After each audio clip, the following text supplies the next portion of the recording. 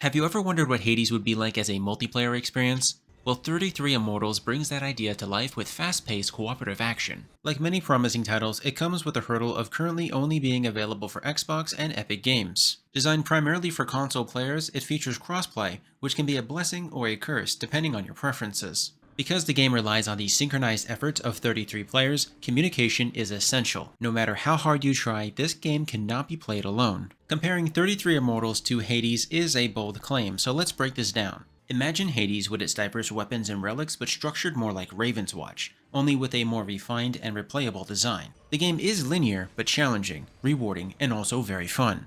Yes, it is a grind, but every run is a tightly packed 20 to 30 minute cooperative rush where you and 32 other players gather essence and currency to power up for elite boss fights. As the stages progress, player numbers dwindle, making teamwork even more crucial. If nobody is really in sync, survival becomes much harder, especially when losing key DPS teammates who are essential for handling boss mechanics. Everybody is granted a second chance if a teammate revives them, that being if they revive you. You can also purchase soul mending to revive yourself back to full health. Visually, the game is stunning. The cinematic transitions leading into the boss fights, coupled with the eerie and atmospheric soundtracks, creates quite the experience. Initially, the art style might feel a little bit too smooth for the setting, but over time it does grow on you.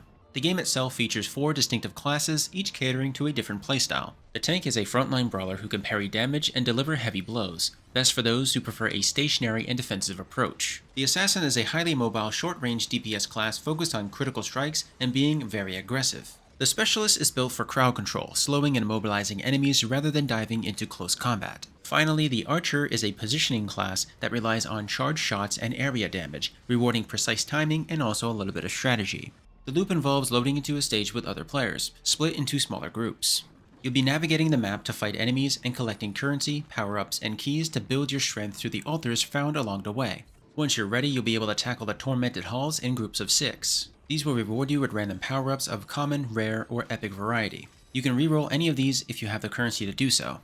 This process repeats for 3 cycles, marked by the tolling of bells in the distance and the hazardous effects that try to kill you. When the final bell tolls, players must then spread out to conquer the Ascendancy temples. There are 3 temples in total. Sticking together grants only 1 legendary, but dividing your forces and completing all 3 temples rewards all players with 3 powerful legendary effects.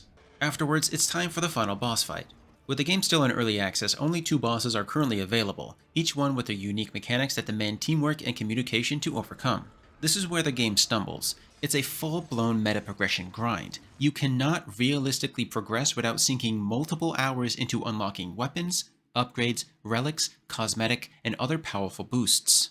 Even if more boss fights were added over time, they would still require extensive grinding before they're even accessible, since you'll have to go back to the previous boss fights to get the keys to unlock that location. I've played the game for about 5 hours, reaching level 6, but I'm still roughly 10 hours away from making any meaningful progression to the second boss. Without investing time in the daily tasks to unlock the bonuses and to build powers to enhance your innate abilities, you simply do not stand a chance unless high-level players carry you through the content, which is often the case. It is a very ambitious and engaging multiplayer roguelike with a strong foundation, and as it evolves through early access, it does have the potential to become even better. In its current state, it offers fun gameplay, multiplayer mayhem, and a refined progression system that encourages daily play. If you enjoy working towards long-term progression while tackling chaotic large-scale battles, this is a game worth keeping your eye on. It really is a shame that it's exclusive and cannot be enjoyed through multiple platforms.